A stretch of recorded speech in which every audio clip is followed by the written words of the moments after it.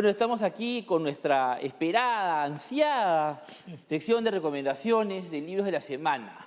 Y voy a comenzar yo con este de aquí, Lo contrario de la soledad, de Marina Keegan.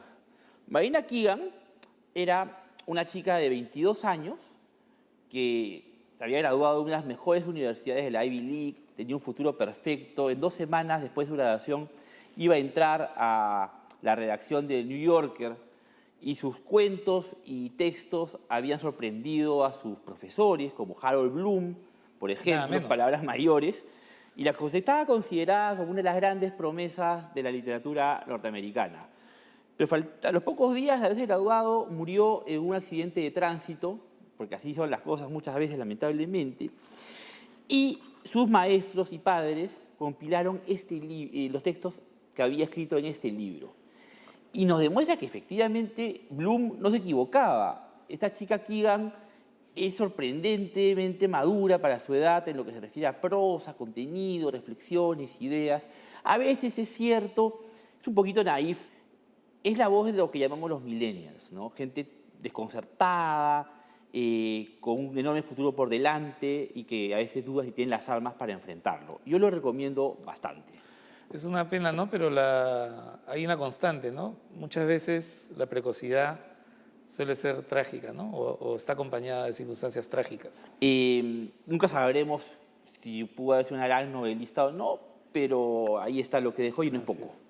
Bueno, nosotros hemos hablado de crimen hoy y yo he releído con muchísimo placer esta gran novela mexicana, Ensayo de un crimen, de Rodolfo Usigli, que nos cuenta la historia de Roberto de la Cruz, que es un hombre obsesionado con cometer el crimen perfecto. Lo que nos recuerda también un famoso texto de Tomás de Quincy, del asesinato considerado como una de las bellas artes.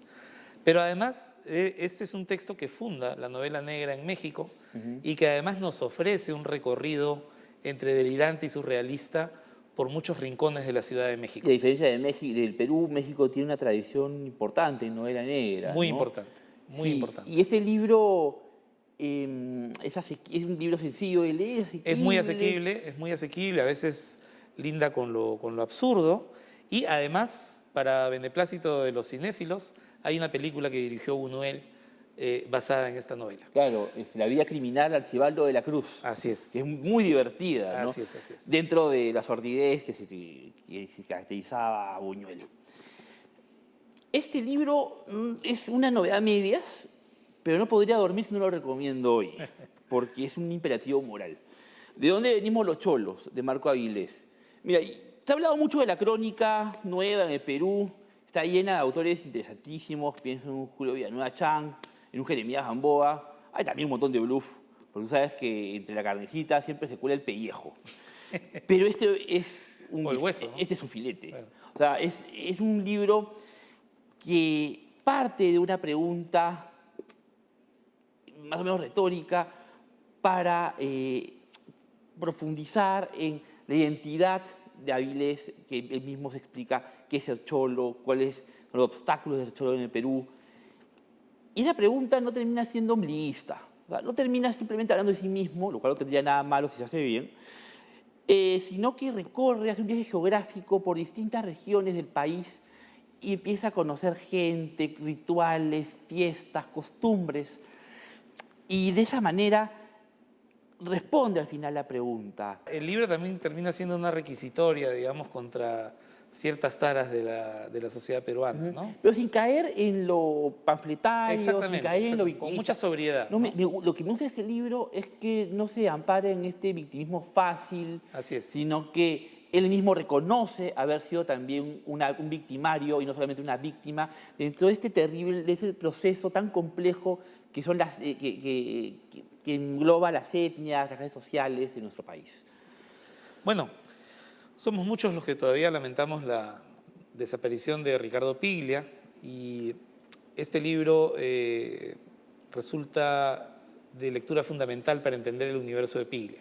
La forma inicial es una recopilación de conversaciones con Ricardo Piglia durante su estancia en la Universidad de Princeton, ¿verdad? Y una cosa muy interesante es que Piglia, al hablar de su propia obra, resulta siendo un lector muy acucioso de sí mismo. Entonces, si uno quiere conocer los temas, las obsesiones, las preocupaciones formales, estéticas de Ricardo Piglia, su rol como lector, su rol como escritor. Leer estas conversaciones es realmente una introducción muy amable a su mundo narrativo, que es muy complejo, ¿no es cierto? Ujú. Yo acabo de leer los diarios que ha publicado publicó hace poco, antes de morir. Esto complementa muy bien los diarios. Claro, y es un crítico no solamente de sí mismo, que es sumamente autocrítico, se lacera a sí mismo, tiene el silicio literario, todo completamente puesto, pero también es muy crítico con la gente del boom, ¿no? Con García Márquez, con Así es, Vargas sí, sí, Llosa. sí, sí, sí. Es un parricidio, pero es un parricidio fructífero, ¿no? La mayoría de parricidios que se cometen Razonado, simplemente ¿no? son medio lanistas. Así es. Este de aquí es un parricidio que termina forjando una obra distinta a lo que él criticaba y da una alternativa recontra válida y legítima a lo que fue el boom Por latinoamericano. completo, por completo. Sí.